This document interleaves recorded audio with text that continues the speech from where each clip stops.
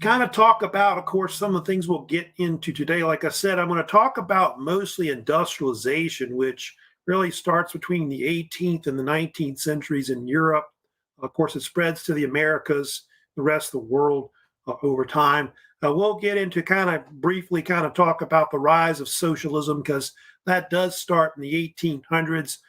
Really doesn't become real popular until really the 20th century, but we'll kind of talk about the background, especially of Karl Marx, who, of course, influenced that. Like I said, we're going to, of course, move on to talk about the Industrial Revolution, which really doesn't really start in the 19th century. It really starts in the 18th century, is about when they think it got going, more or less. And what happened was, in Europe and other parts of the world, you get basically countries start to convert their economies, where they go from, being like, everything made by hand, if you know about this, to eventually commercial processes that, lead into what we call capitalism. And of course, it started in Great Britain, like England and Scotland, and then spread to like parts of Europe, then spread to the rest of the world, like United States and the Americas, parts of Asia, like Japan, as well. And so there's this transition where they're moving to like machines, inventions. That's like the big thing, the whole Industrial Revolution is all these new kinds of machines that were made, that made life easier and producing things a lot faster. Chemical processes, production of iron, those kind of things, steam power, water power, electrical power, we think of today, use of machine tools, of course. Factories, sprouting up everywhere, especially in major cities, and things like that. You can go through all kinds of, you've got steel making processes, mass production of goods, assembly lines being used, electrical grid systems, large scale manufacturing, etc. Advanced machinery and other things that, were pretty much part of the whole, Industrial Revolution. So it's quite extensive. But like I said, it starts in the 18th century, and then by the 19th, it starts roaring, Usually it goes up to like World War I is the main period, of course, of the Industrial Revolution, which really has two phases. There's two phases to the Industrial Revolution. They have the first one, which started in Britain, like in England, Scotland, like London, Glasgow, Birmingham, cities like that. So like in the early 1700s, they think it kind of gets started, and then up to like maybe out 1850, it's usually about when that particular first Industrial Revolution was. The second one is like around 1850, like late 19th century, up to around World War I. And that starts really to spread to like the Western Europe, United States, the Americas, Japan. I think it's one of the first nations in Asia to become industrialized. So all that basically is something that, like I said, started around the 18th century with the British, because the British, their empire was like the workshop of the world, and the ones that really got it going. And then from there, it spread to pretty much the rest of the world. Now, it's like Trevor's joining this morning, so I hope we're having a great morning overall. Now, let me talk about, of course, some of the background, of course, more into the Industrial Revolution. Of course, we think of, locomotives and factories as things that, of course, are part of it as well. But what we don't think about much, by the way, is the fact that there was like an agrarian revolution that occurred that they think caused, the Industrial Revolution to really get started. It was one of the major causes of it. And the British had what they called, in the 18th and 19th centuries, they had what they call the British Agricultural Revolution. Started like around the early 1700s, maybe before that.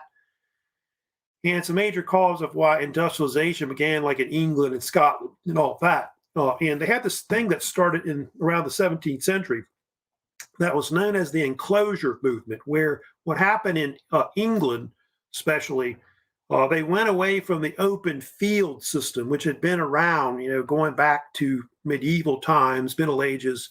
So they kind of went away from that, and they even started developing new crop rotation systems. I'll kind of get into later. And you can see there that with the enclosure movement, or acts that were passed in England, they began to enclose all the land into larger farms, which became more efficient over time. Because of that, that led to urbanization because there were like less farm jobs and all that. So large farms were basically forced to create better agricultural practices, which a lot of it was scientific, over time, scientific farming, etc. So that cut down on labor costs, cut down on the costs of running the farm, and so they had a surplus of workers that they didn't need. And so a lot of these workers were forced to move to industrialized cities. And so that led to cities becoming more urbanized, and all that over time. And so what happened was, like I said, it created scientific farming where they began to use new techniques, new technologies, new inventions to make farming easier, more practical. So mechanized equipment, use of chemicals and fertilizers were used. Selective breeding of cattle, where cattle got larger in size. New crop rotation systems were also kind of important because in medieval times they would usually let some fields lay fallow, but in this case they couldn't do that anymore. Because the population booms, they got to create as much crop yields out of all their crops. Now, I'll kind of talk about some examples of some things that were, kind of famous during the British agricultural revolution. They always talk about Jethro Tull, you see here. Tull was an English farmer that around about 1701 invented the so-called seed drill.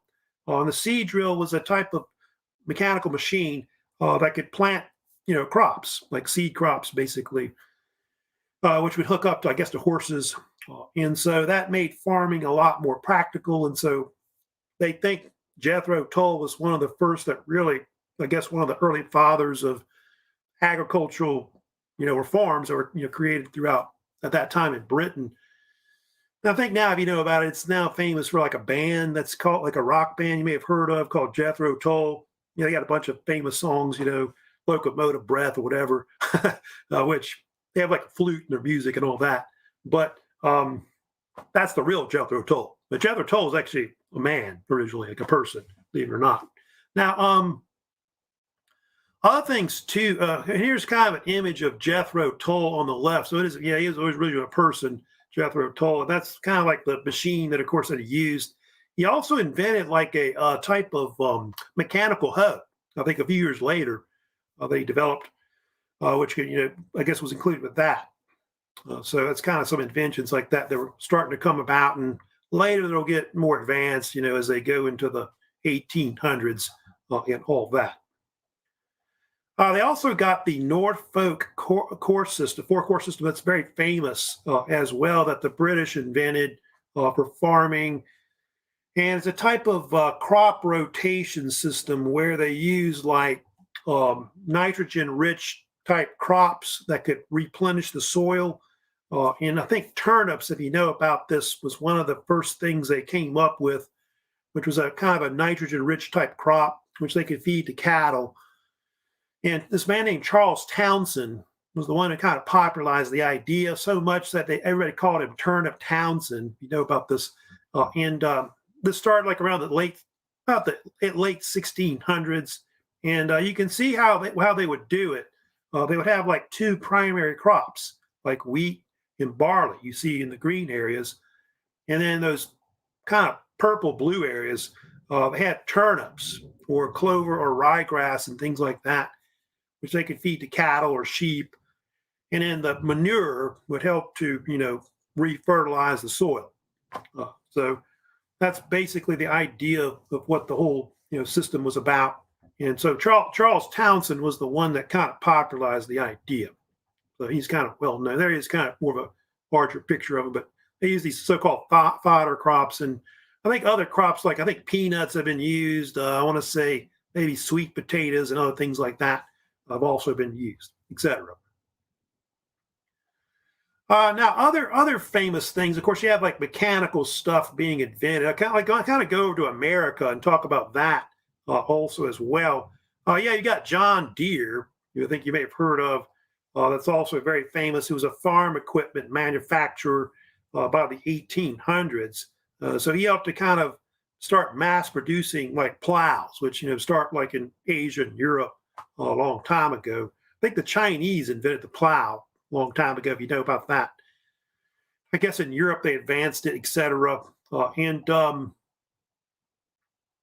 So yeah, that was one thing he did. And of course, if you know about John Deere, he was more famous for developing things like tractors and combines and things that we kind of know about today. And they're famous for their machines and tractors that are, of course, are a green color. Also in America, I did want to mention too, kind of more on the American side of it, but um, they had also Cyrus McCormick. You may have heard of him. Before McCormick came along, most people had to basically harvest grain, using like skiths and other kinds of sickles and things like that to cut things by hand, like grain or whatever. So McCormick in the 1800s, started manufacturing, I guess what we call mechanical reapers, things like that. Later, they're known for their tractors and combines also as well. And he had a company called International Harvester Company, which was known for its red tractors. And so that was something that he was kind of known for. So you start seeing about the 1800s, first being driven by horses, I think, and then later, eventually, they have, gas powered or whatever that comes later. So it's kind of things like that are kind of going on. In England, they had this man named Robert Bakewell. He was kind of important as well. Besides fertilizers and all that, that they start putting in the soil. They've got selective breeding where they came up with ideas to create better traits in animals and produce, more larger yields in cattle. And so that was something that was real important in Britain and other countries later in Europe, America. So something started in the 18th century. And so part of why they had to do this was because of the fact that, larger populations, they got to feed more people. So they got to produce more livestock and all that. So it's kind of mentioned about things like that as well. Now, because of population booms, which is true, one thing, of course, that's going to happen that's real famous about the Industrial Revolution, you'll start to see new industries that sprout out. Pretty much one of the main ones, of course, I'll get to is the textile industry, which probably they consider as one of the first industries really to really develop. But they had other industries too, besides that. You had like the coal industry starting in Britain first, steel and iron industries as well. Shipbuilding is also big. I think by the end of the 1800s, they start to get into like things like oil production, like petroleum, et cetera. But definitely textiles is one of the main things that really takes off the most. So I want to go ahead and start talking about some of the famous inventions that were big, of course, in the Industrial Revolution that kind of go back to the 18th century. A lot of it was, like I said, because of population booms that they had to, like I said, produce, more cloth, to make, clothes for people. So in Europe and North America, this is something that, of course, came about. Like in New England, they had the big textile industry there, to produce like cotton cloth, etc. And then in Europe, of course, the big cloths were like, wool, cotton, linen, later silk. And you've got John Kay, who you see there. Kay was an Englishman who invented, by the way, one of the first major textile inventions, which helped really industrialize the textile industry. It was called the flying shuttle. It was invented in the 1730s, and it basically eliminated a lot of the labor because before people would sit at home and they would spin cloth, usually take more than one person. In this case, it could only be operated by one person, so it cut a lot of time in half, less labor costs and all that. And then they could also spin cloth a lot more, a lot quicker, and that led to factories developing, cloth later on. They have some that are hand cranked, and they have some that are mechanical that are run by machines, things like that. And some things are still used today. Like the flying shuttle is commonly still used throughout the world. I think especially in Asia, I know today. But a lot of the workers at home didn't like it because it kind of put them out of business. So you have so-called John Kay, that's famous, of course. Anyway, so John Kay was, like I said, one of the first to do that. They also have another famous invention too, is the spinning jenny. That was developed by James Hargreaves a little later in the 1760s. And this was a loom that was a lot faster than John Kay's flying shuttle. It's one of the first to employ a wheel, which you can see there with it, which it could spin cloth like 6 to 8 times faster than the previous, models that were there. And supposedly it was named after his daughter, Jenny Hargreaves, and so the name. But he got the idea of this using a spinning wheel from using like traditional, spinning type wheels used for, spinning cloth. So yeah, that's another one that was famous. Also, they had, of course, one of the most well-known, of course, in the late 18th century was the so-called water frame. This one was probably the most influential overall, especially Richard Arkwright. Arkwright was considered to be one of the fathers of the textile industry, especially in Britain. And the water frame was one of the first machines that used like water power, which they started using like water wheels to power a lot of, factories, mills, and things like that. And starting in the 1770s, Arkwright started building the first textile mills in the country. In fact, I think by the end of the 18th century, he had built like something like over 200 textile mills at one point. And the one that's the most famous that he initially built, which is the building's still there today.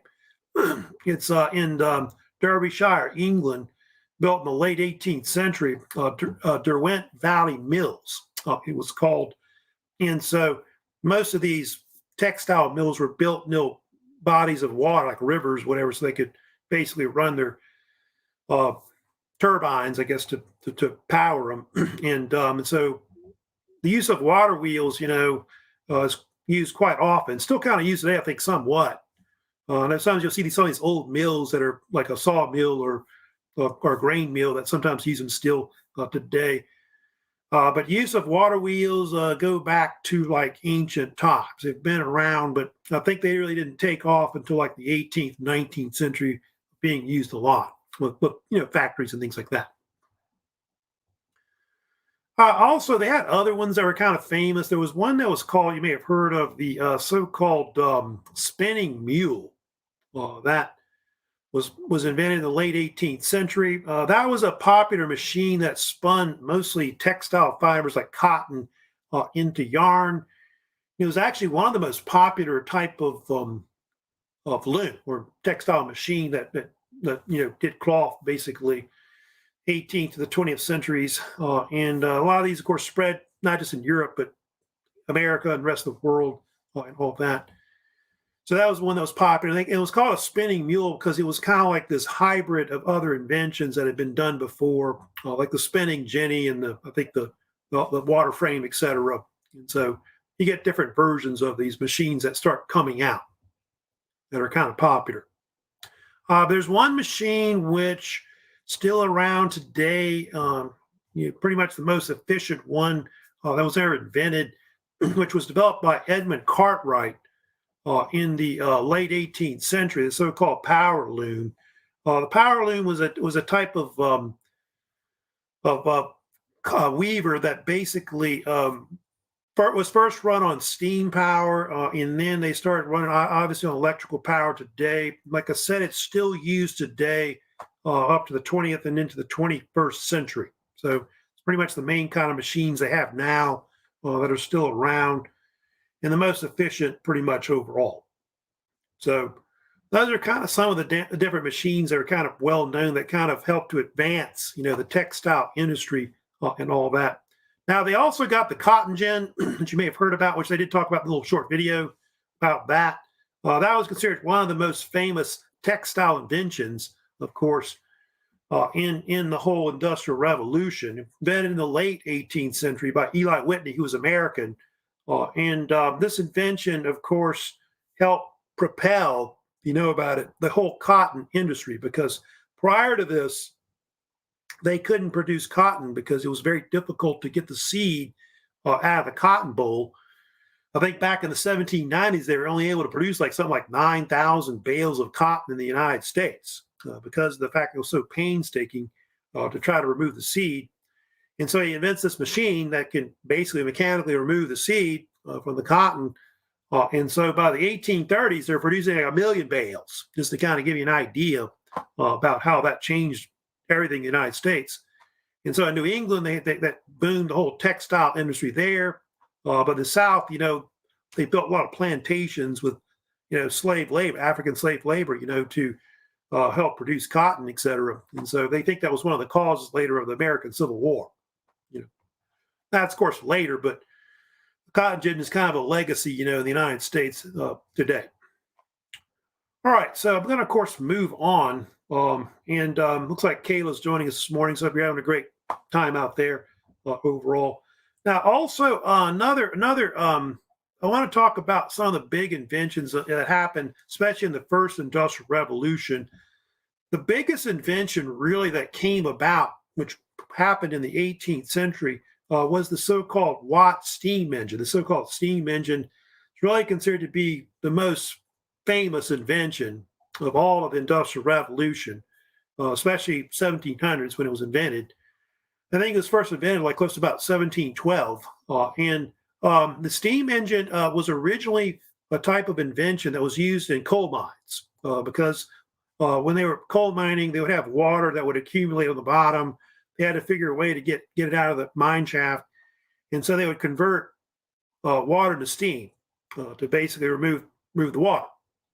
And so this man named Thomas Newcomen invented it around 1712, which was actually called the Newcomen steam engine. And it was not very practical. It would often break down. And so James Watt, you see there was a Scottish inventor, engineer, and scientist at the University of Glasgow, came up with a more practical version, which they later called the Watt engine or Watt steam engine. And that was the blueprint of it on the right, which he patented in 1769. And Watt became very wealthy. I think he was a millionaire because of these inventions. And the Watt engine is very important because it helped to revolutionize other industries. That's why it's kind of important, of course, later. Here's kind of an image of it, of the Watt engine. Early Watt engines, by the way, only had about 10 horsepower, believe it or not. But later ones, by the 1800s, had 10,000 horsepower, to kind of give you an idea about that. You may have heard the term horsepower. By the way, the term horsepower is a term that was invented, of course, by Watt. And the word also electrical watt that y'all know today as well was later attributed to him. So he didn't coin that term like electrical watt, but it was named after him. So James Watt was pretty instrumental because like I say, his inventions would be used in other things. And I'll give you examples of some things it was, of course, used in, of course, later today. You've got the steamships. So you get steamships that start being invented in the 19th century that would follow, of course, after that. You've got the so-called first steamships invented by him, which you see there, the so-called Claremont, which was invented around 1807. I think usually called the North River steamer up in the Northeast United States, was one of the first steamships, of course, to be built in the world. They used basically paddle wheels, which you can kind of see in the middle here, to propel it with like a high pressure steam engine. And later on, that kind of changes not just commercial, naval type ships or whatever, but also in warfare. Because in, especially in the American Civil War later, they start building like ironclads and things like that, where they pretty much use kind of the same thing. Basically, an ironclad was really a steamboat with, armor on it. That's what it basically was.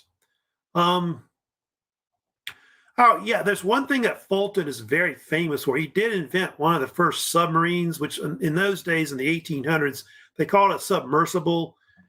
And supposedly the Nautilus was a type of early submarine he invented around 1800, which he tried to sell it to Napoleon to try to use it against the British Navy. And you can see it has a propeller on it, which a lot of ships later have propellers. It's something they're kind of known for as well. I think during the American Civil War they were used by both sides, but the Confederates I think were famous for using some submersibles like the H.L. Hunley, as one you may have heard of. So kind of talking about his invention. Then that led to the locomotive. Of course, the other invention that followed after that, which you see Richard Trevithick was a famous British engineer and scientist that eventually developed one of the first locomotives in the world in 1804, a little over 200 years ago. And it used a high pressure steam engine that ran on rails. And so his invention was originally the one you see in there was a replica that they rebuilt, I think, in modern times, but it was called Catch Me Who Can. And it ran on, like I said, iron rails. It top speed of only 6 miles per hour, but it could tow about 25 tons, like his actual machine. And so because of the fact they were made of iron and people kind of compared it to like a horse, people started calling the locomotives in the 19th century the iron horse. And if you know about the 19th century is often nicknamed the age of the iron horse because of the fact that a lot of developing industrialized nations had railways like all over their country and all that. That's something that was kind of typical of the 1800s. In fact, in England, they started to advance railroads and the development of better locomotives. Right here, you have George Stephenson. He's very important.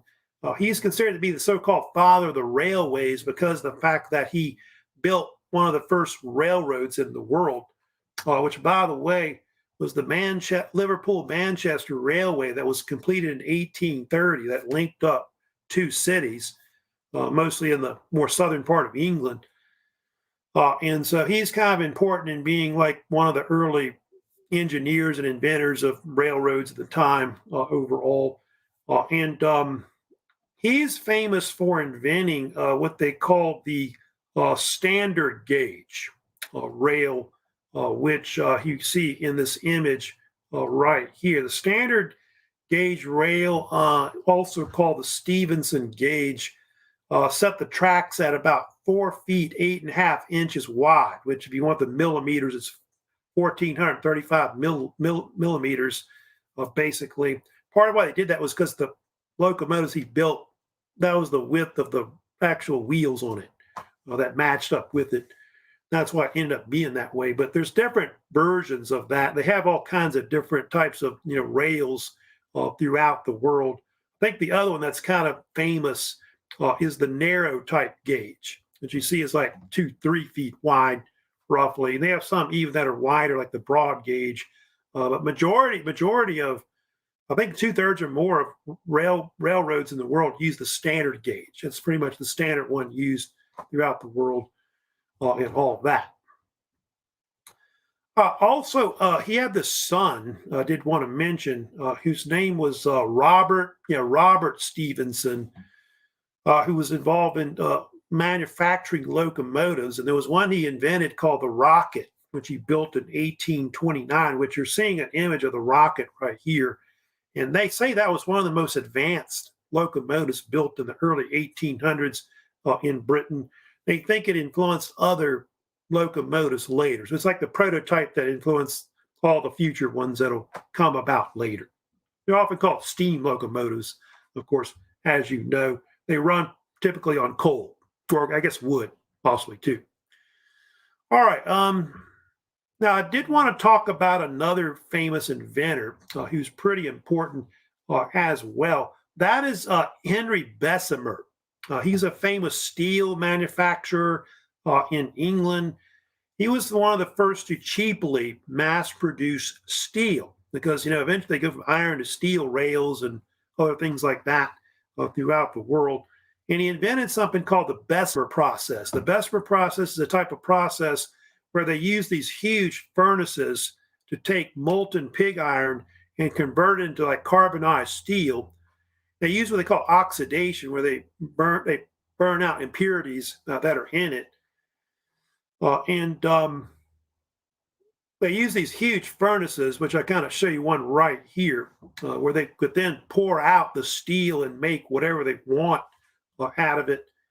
And of course, the temperature of steel is, very, very hot. It gets up to several thousand degrees, Fahrenheit to melt, iron.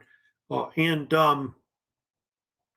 they think that Bessemer steel, was influential in influencing Andrew Carnegie, who was originally from Scotland, who came to America to what is Pittsburgh, Pennsylvania area. He actually took a lot of Bessemer's ideas and began developing his own steel plants. Pittsburgh for a long time was, considered the king of steel, especially in the world. And he created the Andrew, Carnegie Steel Company, which had some of the largest, steel mills ever built. And Carnegie's very famous for selling it over time and creating what they call U.S. Steel or United States Steel Corporation, which became the first major corporation in the world. That's a little later, but for a long time, the United States was like number one in the production of steel. Not anymore. It's now China. I think China produces like 10 times more. Now, we also got, of course, other inventions I did kind of want to get into that kind of helped to really industrialize also the world. Some of these, of course, are real famous. I'll get to, which some of y'all may have heard of, which a lot of these are like telecommunications inventions, which really help to make life easier, especially with, obviously information being circulated or telecommunications. Telegraph, telephone, wireless, radio, those are the big things that really, of course, take off that are real important. Of course, these two men, especially the guy on the bottom right there, you've got Samuel Morse, of course, is considered one of the most famous, of course. He really influenced the development of like magnetic telegraph being developed at the time. And he heavily influenced the United States because like in the 1830s, they really started using telegraph lines, which telegraphs were like the early telephone, before they invent that later.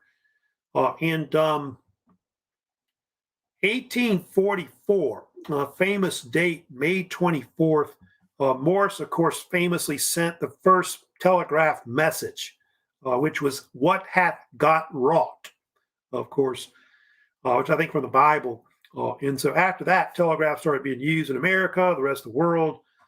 And I know in the American Civil War, Crimean War, those were some of the first wars they used telegraphs for communication and things like that as well. And then Western Union, you've heard about today, actually it's one of the first corporations to monopolize the telegraph industry because for a long time, that's what they were known for. Now they're famous for what, sending money or whatever they do now. But before they were known for like mostly telegraphs, which aren't really used much anymore. Also in that picture you see on the bottom left, you have also another pioneer, which was Guglielmo Marconi, who came from Italy.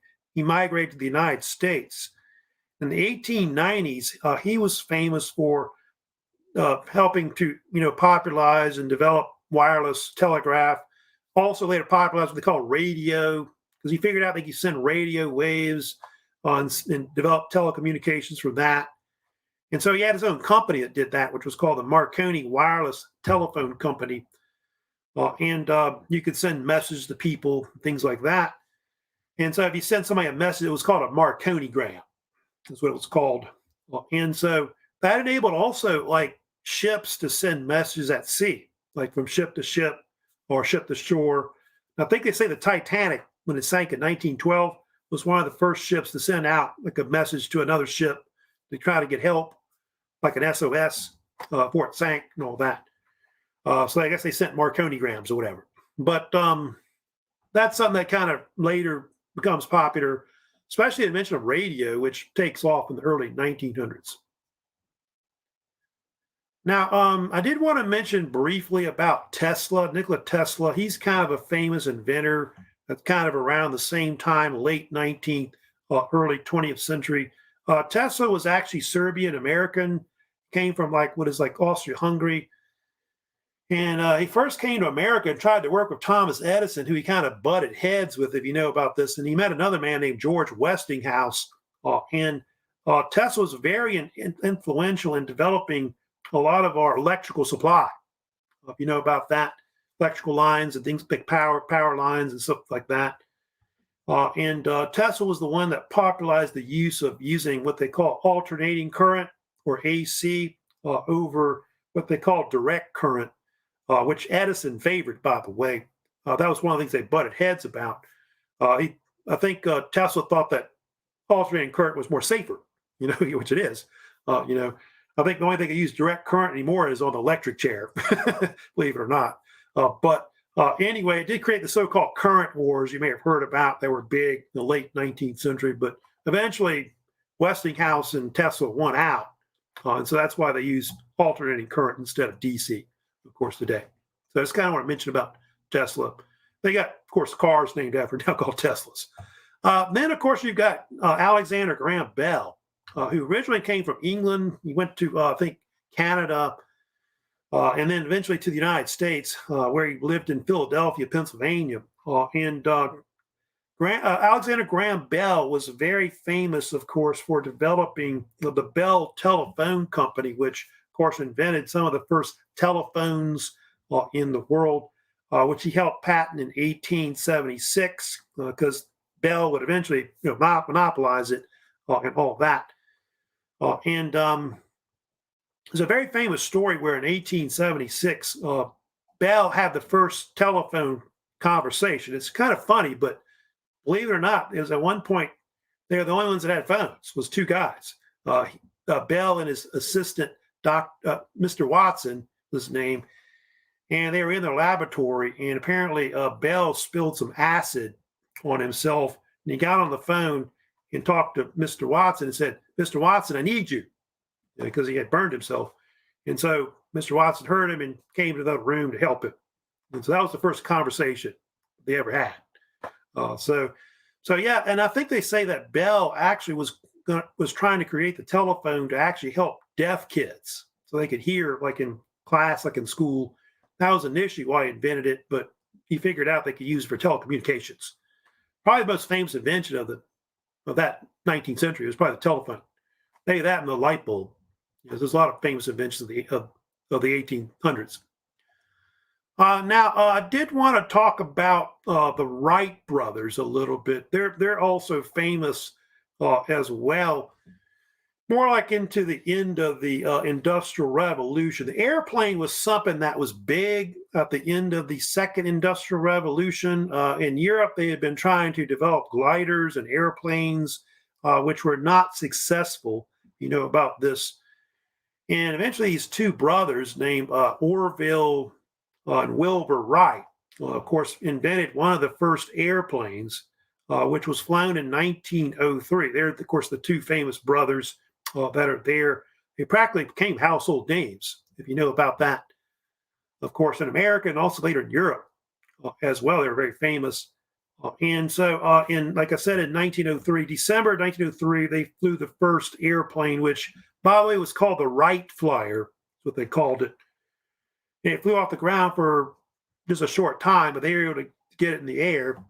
And Kitty-Hawk, North Carolina was the location of where they flew the first airplane because it had very windy conditions. And you can see they added engines and propellers to it at that time. Over time, they invent other ones like the Model B Flyer. They also build as well.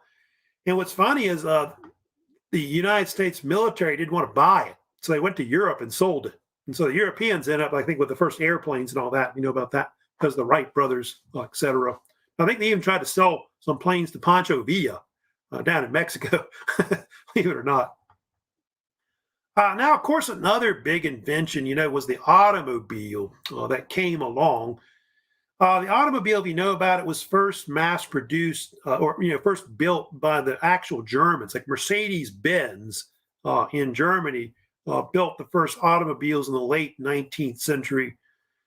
They do give Henry Ford as being credit for really building some of the first mass-produced automobiles on a large scale, using like large size factories. And his invention of the Model T in around 1908 was basically considered one of the first mass produced automobiles ever to be built. They built about 27 million of them at one point in under 2 decades. That's a lot. It's over, I think, a million a year.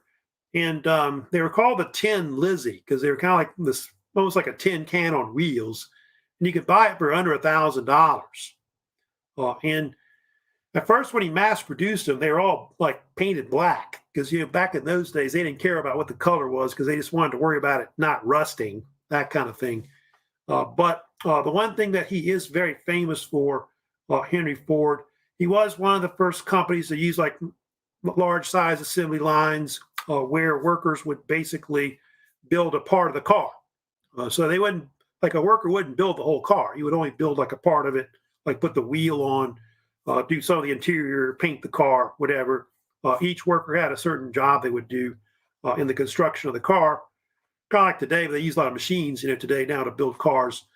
And also, they say Henry Ford was one of the first to pay his workers a lot of money to work in his factories, like $5 a day, which doesn't seem like much. That's pretty good money for that time period, because that's like early 1900s when he started doing that at the time. So Henry Ford's important, like in all these other, General Motors and other companies that come out later that produce automobiles, trucks, or whatever. They do help to revolutionize transportation. That's one thing. If you got roads, you can go pretty much anywhere you want. This actual, like you can see kind of the evolution of the Model T, but that's one of the last ones they produced around 1927. So it starts to kind of get advanced and painted different colors and things like that. Now, I did want to mention about Thomas Edison a little bit. And I kind of usually talk about him, usually when I kind of go into talk about especially the Second Industrial Revolution. Edison, who was born in Ohio, is considered one of the greatest American inventors who revolutionized life in Europe, Americas, Asia, throughout the world. He was known for his invention workshop, which was in New Jersey, and all of that. And over time, if you know about it, a lot of people called him the Wizard of Menlo Park because they thought his inventions were magic, and they didn't realize all the hard work that actually went into his inventions. He had over 1,300 patents at one point. They were either linked to his name or he helped invent at one point as well. But his big inventions, were like the light bulb. The incandescent light bulb was probably considered the biggest, most famous invention he invented in the late 1800s. Phonograph was another invention he was also known for. And then the movie projector, which he invented in the early 1900s, which practically helped propel, the development of like movies and movie theaters and things like that, motion pictures, as they call it back in those days. And here's the other inventions he had too. I've got a list of them. Kinetoscope, which is like this peep machine where you could look at a little video, like in a machine, kind of like a video recorder or something like that today. Mimeograph would be like an early copy machine. He invented that. Electric vote recorder, which would be used in like legislatures to do like, votes on bills or whatever. Microphone was believed to be kind of invented by him. Electric power. He did invent one of the first electric power companies, which was originally called the Thomas Edison Electric Company, but they later call it General Electric or GE. They call it now. That's his old company. Also, electric lights. Like New York City was one of the first to get electrical power using like light bulbs and things like that as well. Automatic telegraph machine. Various alkaline type batteries used today, like in cars and other things like that, were kind of invented by him as well. One thing about Edison, he was known for a lot of famous sayings. He would kind of, have these little sayings where reporters would come to him and he'd basically say certain things about his inventions. Some of these you may have heard of before, but he would say something like, I didn't invent the battery. I invented ways not to invent the battery, because a lot of his like inventions were hard work, and things like that. Or I think the one that's real famous, he said, was, my inventions are 99% perspiration and 1% inspiration.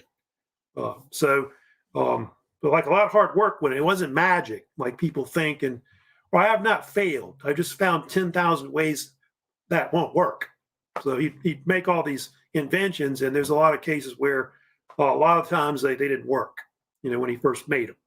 In fact, it took him a long time to figure out the light bulb, like the filament, which I think was some kind of cotton fiber they used originally before they used other metals and all that.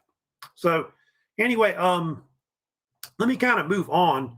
I want to talk about for a few minutes today, of course, also about the rise of socialism. That's another thing, of course, that came out of the whole, Industrial Revolution was, of course, that. From the beginning, a lot of the Industrial Revolution, you got all these inventions kind of coming about, ways of life that are kind of being advanced.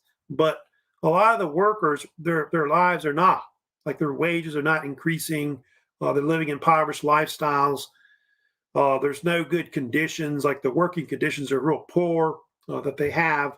If you know about that time, the average skilled worker, at least in the 19th century, they might have made anywhere from $1 to $3 a day, just to kind of give you an idea about how much money they made. And that doesn't include unskilled, which unskilled is probably half that, to give you an idea of the difference between those two types of workers that are out there. If you're a skilled worker, it's obviously better to be that, have some kind of skill or whatever.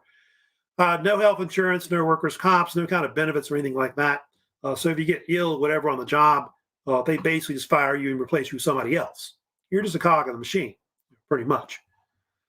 But socialists, on the other hand, they had this idea where the people or the state would control a lot of the means of production. So they want like centralized government planning involved in the development of the economy, which it could also be the people as well. So it's either one is what basically socialism is. So socialism is like collective ownership by all the people, the factories, mills, mines, railroads, land, and all that. And it's the opposite of capitalism, where capitalism, the idea is to make profit and things like that, whereas socialism, the idea is to actually develop production, all that, and the needs of the people, things like that. So that's one of the differences between socialism in capitalism. But I guess the bad thing today, about socialism, is very controversial because of the fact that you have different forms like communism that help kind of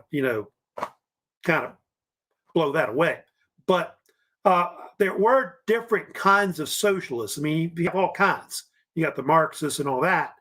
But the ones they had early on, I wanted to mention about, which are famous, are the utopian socialists. I want to get to them first and talk about them. Utopian socialists were socialists that started in countries like France, England, the United States, predominantly England, France, where it started first, in Europe, and then spread to the rest of the world. But they favored living in like communes, with basically what it is, like what we call cooperative socialism. It could be a farming commune. It could also be an industrial commune also as well, like a factory town, that kind of thing, or a mining town as well. But they favored common ownership of property as well, and things like that. They blamed private ownership for a lot of the ills in society, etc. And those are some of the famous men that really helped to first develop it. A lot of them were either French or English, like Robert Owen, Charles Fourier, Count Saint-Simon. Both those last two were in France that were well famous. And they started developing all these utopian societies everywhere where everybody lived in harmony as workers.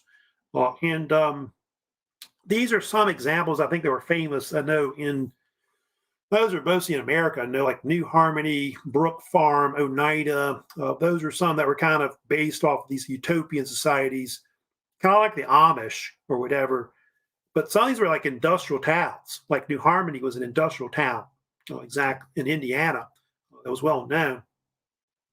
That was one that was kind of famous. I think I've got right here to show you. But that was something that Robert Owen developed in the 19th century, where they'd have an industrial commune. And a lot of these were based off of religious groups as well that were kind of, mingle like, Quakers or Shakers or other types of religious groups that were there, Puritans or whatever. But the idea was to have like an equal type of opportunity where workers, not just, male, but also female, where men and women would be equal to each other in society. And so socialists have this idea where they want to basically have equality, but they're not into the class struggle, like the Marxists are, of course, later. That's another thing we want to talk about as well today, which, of course, is Karl Marx. Of course, probably the most influential figure, really, in all of socialism in general, with the history of it, etc. Now, Marx rejected the utopian socialists. In fact, he called them dreamers. He thought that they really couldn't really have a utopian society that would be really stable. A lot of them did collapse. Like I think New Harmony didn't work out, and Oneida, I think its society kind of broke up, and they started selling silverware or something like that. If you know about that, Oneida. But Marxism was a brand of socialism that was based off of scientific ideas, study of economics, study of history, etc. A lot of it was based off of the philosophy of German philosopher Karl Marx, who lived in the 19th century and all of that. There, of course, a picture of Karl Marx you can see there. And Marx was instrumental. He wrote several books like the Communist Manifesto, Das Kapital, which Communist Manifesto, as you know, published around 1848, was really his most influential work, which was really a pamphlet that came out, which he actually authored with Frederick Engels. You see there that's to the right there, Karl Marx. And what Marx and Engels believed, they thought that capitalism would eventually fail over time, that it was destined to collapse. They believe it would collapse because of a power struggle that would occur, or class struggle, as they called it, between the different social classes, which the utopian socialists didn't really believe would happen. They thought everybody, all the workers would be equal and all that, and live in harmony, etc. And what Marx believed was that due to things like the wealth gap between the upper class and the lower classes, inequities between the different classes, what would happen over time was that there would be a socialist revolution, or he called it actually a workers' revolution, where they would overthrow the upper classes and also capitalism. And then what they would do is that they would create a socialist society afterwards. Marx believed there were really two main classes that were in the class struggle. On one side, you had the capitalists, which he calls them the bourgeoisie. You know about that.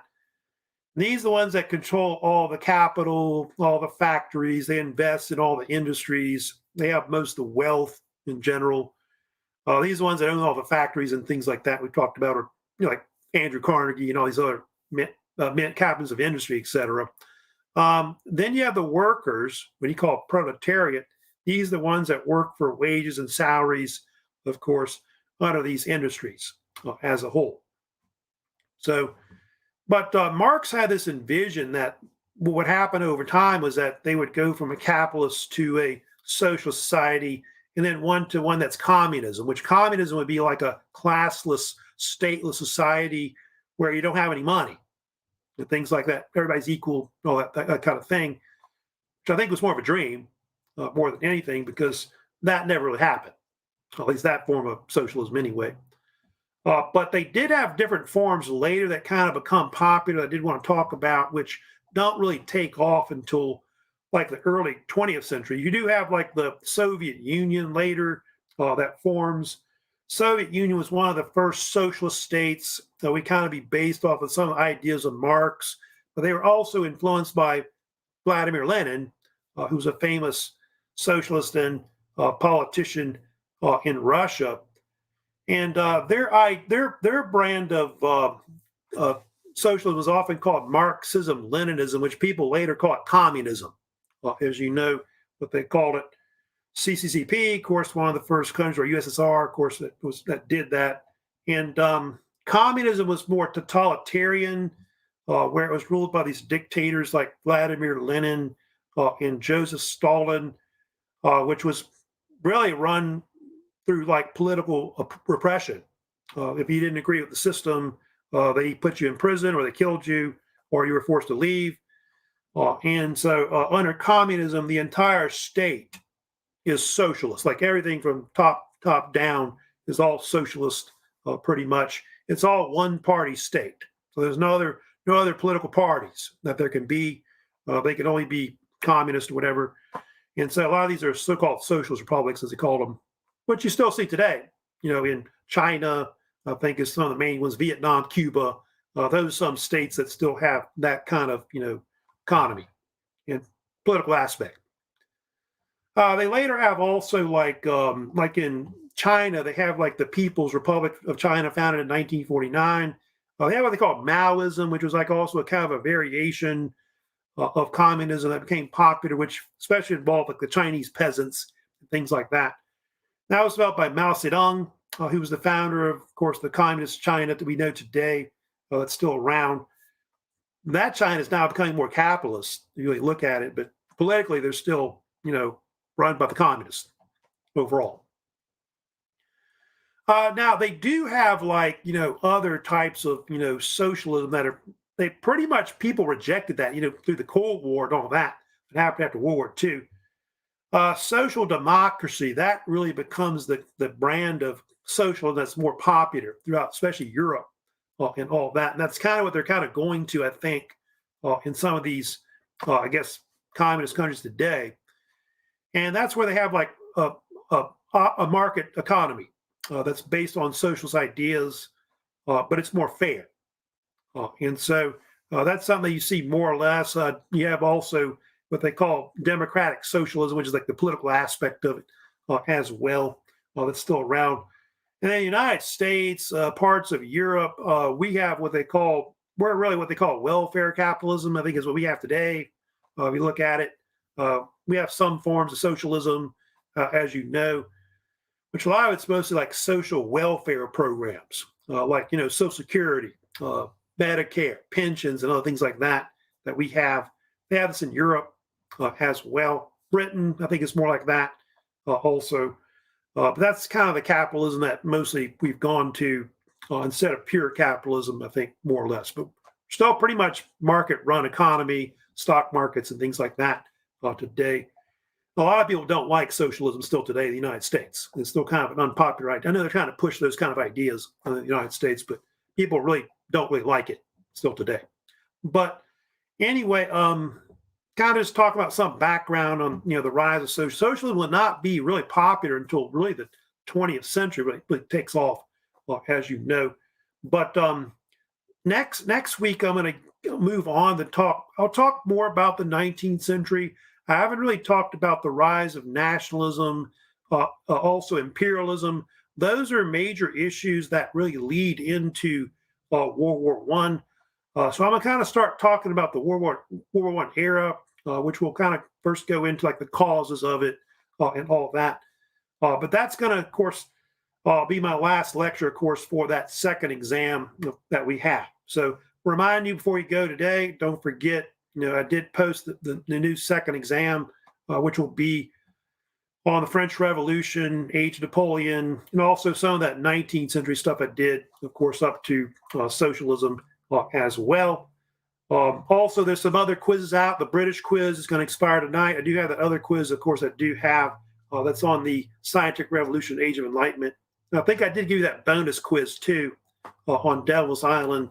That's only for extra credit. It's not mandatory, but you might want to do it because it's extra points. I think up to 24 bonus points. So that's it for today. I don't think we have any questions. Looks like it. But if you have a question about this particular lecture, please let me know. Of course, on my channel. I'll see you, of course, later next week. I hope y'all have a great weekend, of course, coming up and all that. So y'all take care, and I'll see you, of course, next week.